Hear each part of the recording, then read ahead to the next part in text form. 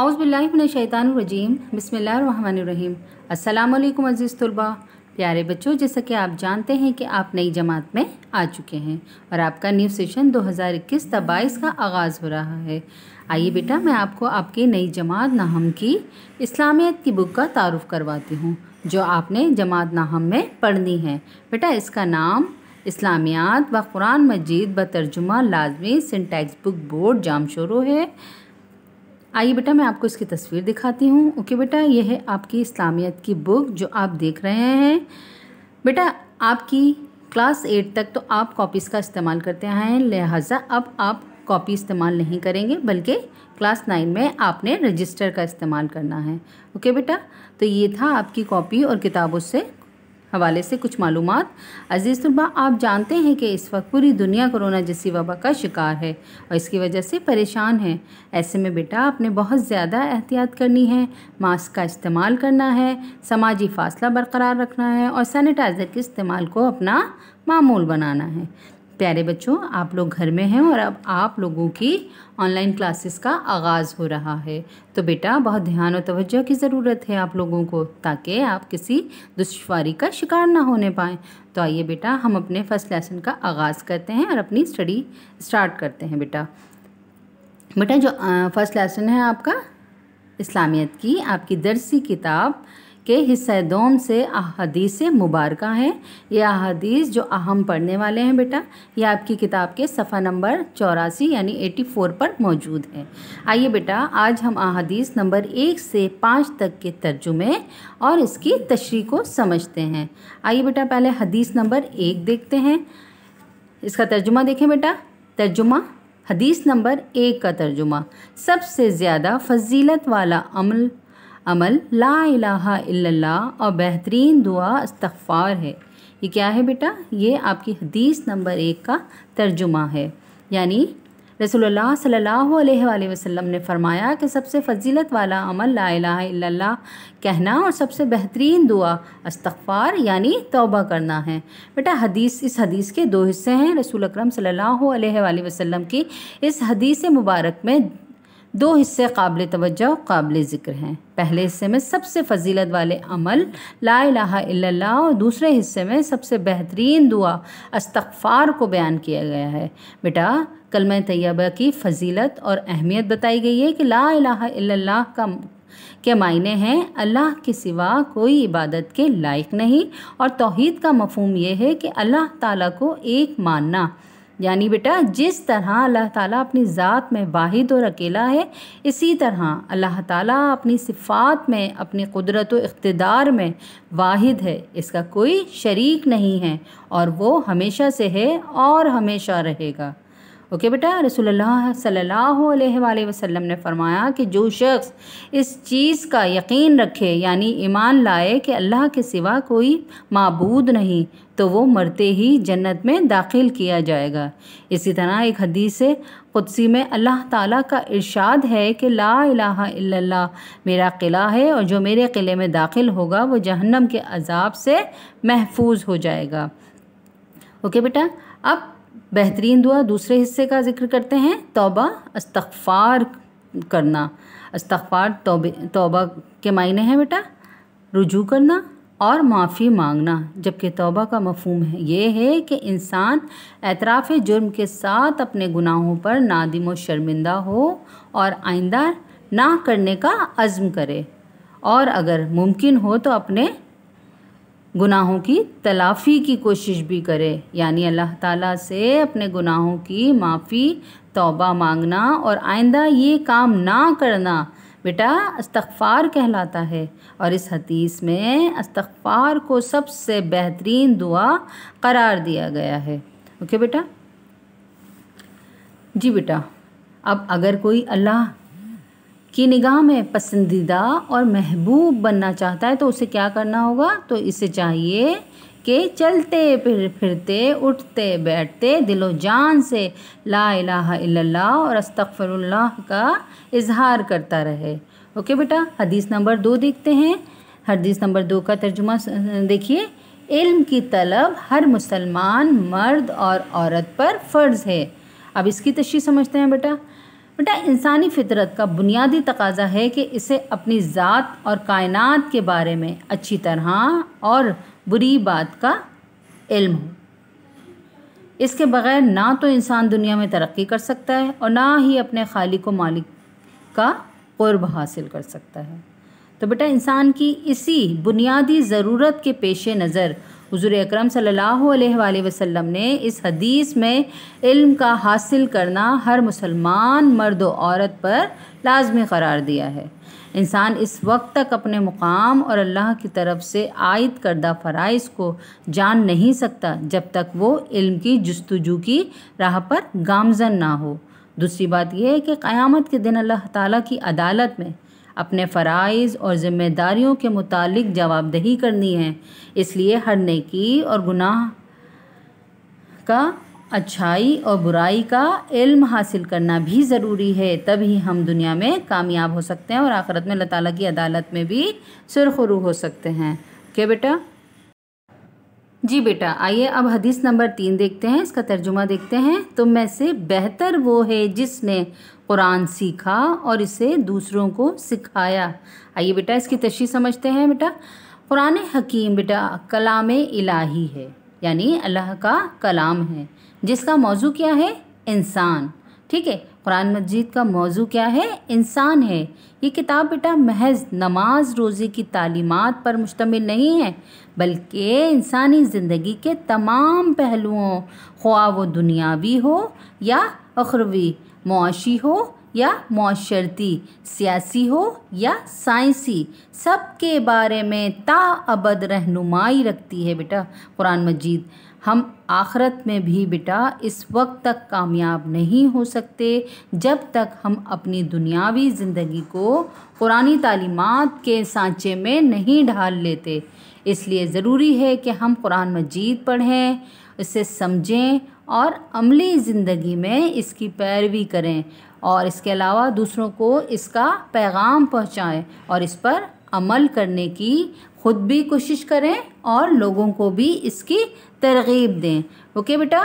قرآن مجید کی تلاوت بیٹا افضل ترین عبادت ہے۔ قرآن مجید پڑھنے سے گھر میں اور رزق میں بیٹا برکت ہوتی ہے۔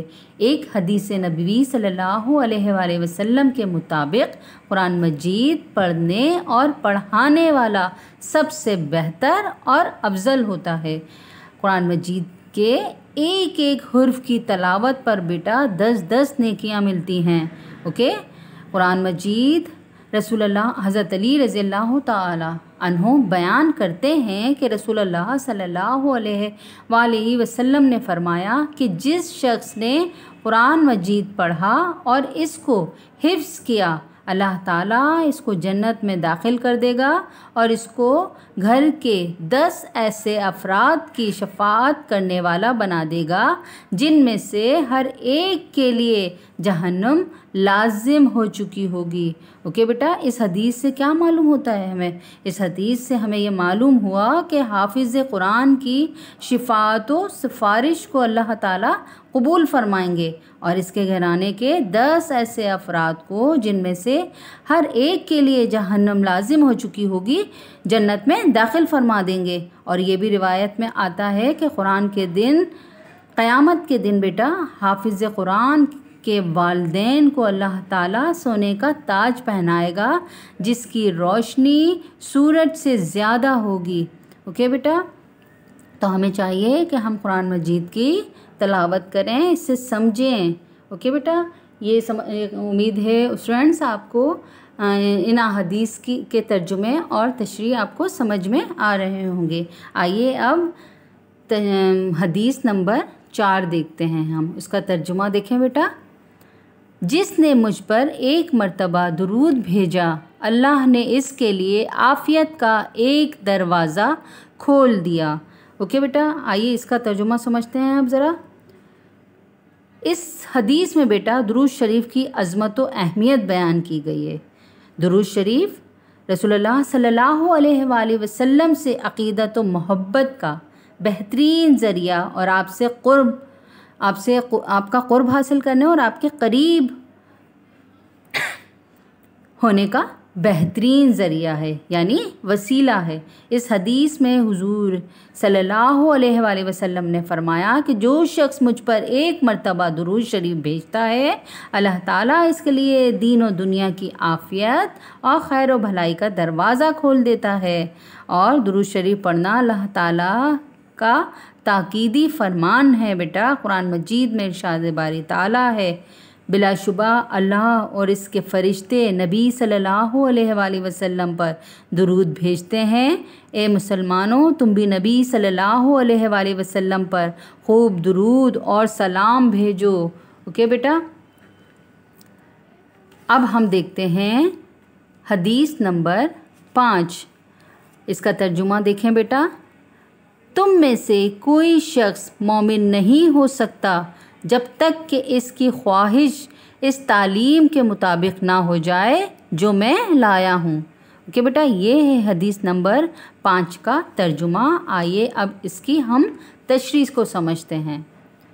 اس میں کیا ہے؟ اس میں رسول اللہ صلی اللہ علیہ وآلہ وسلم کی اطاعت، ٹھیک ہے۔ رسول اللہ صلی اللہ علیہ وآلہ وسلم اللہ تعالیٰ اور اس کے بندوں کے درمیان ایک واسطہ ہیں یعنی ایک ذریعہ ہیں بیٹا، جس کے ذریعے اللہ تعالیٰ اپنے بندوں تک اپنے احکام پہنچاتا ہے۔